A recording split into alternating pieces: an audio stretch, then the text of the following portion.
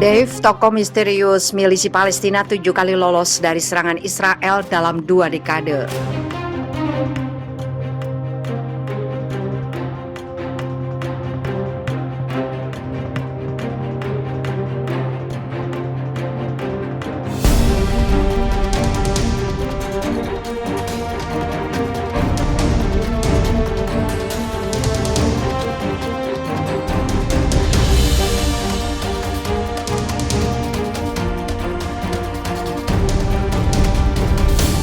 Sebuah rekaman suara dari seorang anggota kelompok bersenjata memperingatkan Israel akan menerima serangan balasan atas apa yang mereka perbuat di jalur Gaza, terlebih jika Israel tidak memenuhi tuntutan milisi Palestina.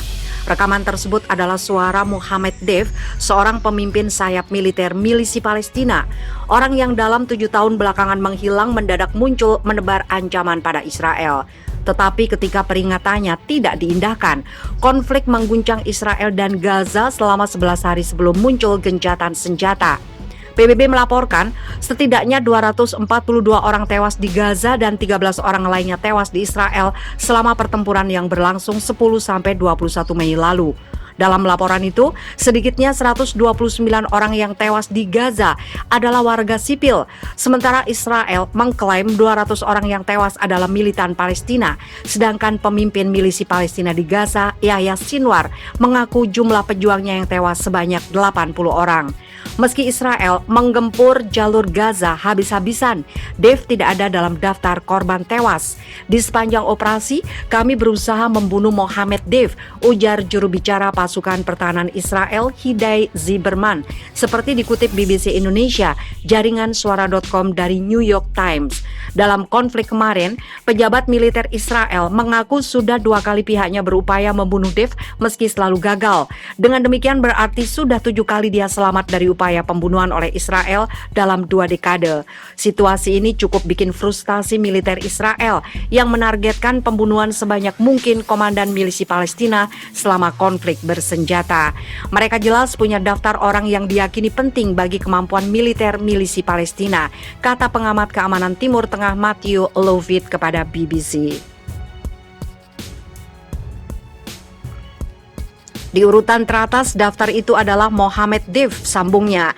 Hingga kini sangat sedikit informasi mengenai Deif, hanya beberapa laporan media massa di Israel dan Palestina. Informasi itu menjelaskan Deif lahir di kamp pengungsi Khan Yunis di jalur Gaza pada 1965 saat wilayah itu diduduki Mesir. Nama lahirnya adalah Mohammed Diab Ibrahim Al-Masri. Namun seiring waktu saat dia terus berpindah tempat menghindari serangan udara Israel, dia lalu lebih dikenal sebagai Deif yang dalam bahasa Arab berarti tamu. Sedikit informasi mengenai masa kecil Deif yang tumbuh di tengah kecambuk konflik Israel-Palestina di Timur Tengah. Ia seringkali disebut sebagai sosok perancang senjata andalan milisi Palestina, yaitu roket Qassam dan jaringan terowongan bawah tanah Gaza. Deif diduga lebih banyak menghabiskan waktunya berada di terowongan-terowongan itu demi menghindari serangan Israel sambil melancarkan operasi militer milisi Palestina.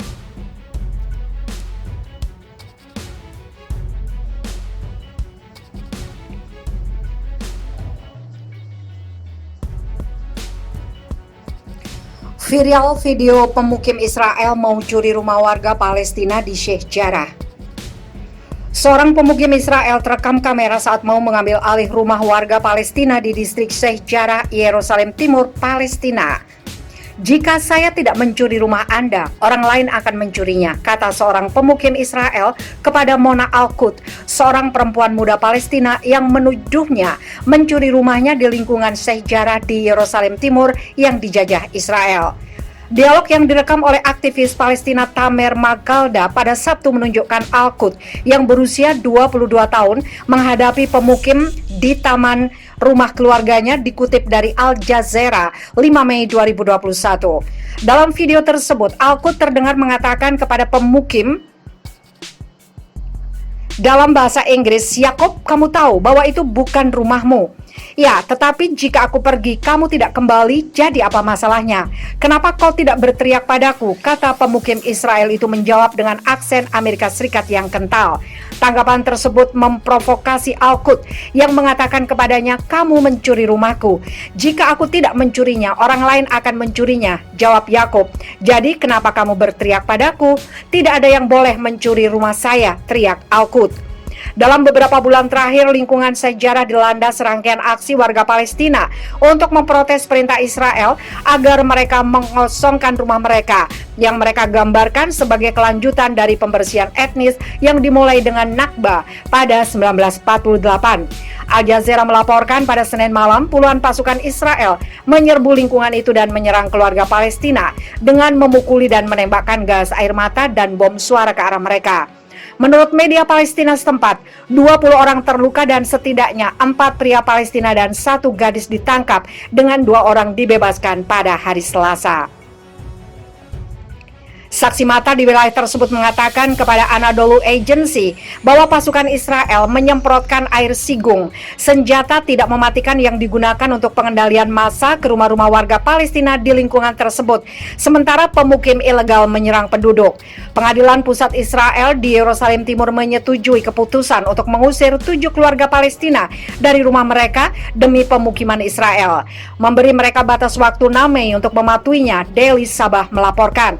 Sejarah berada di Yerusalem Timur yang ditaklukkan Israel pada tahun 1967 dan dianeksasi.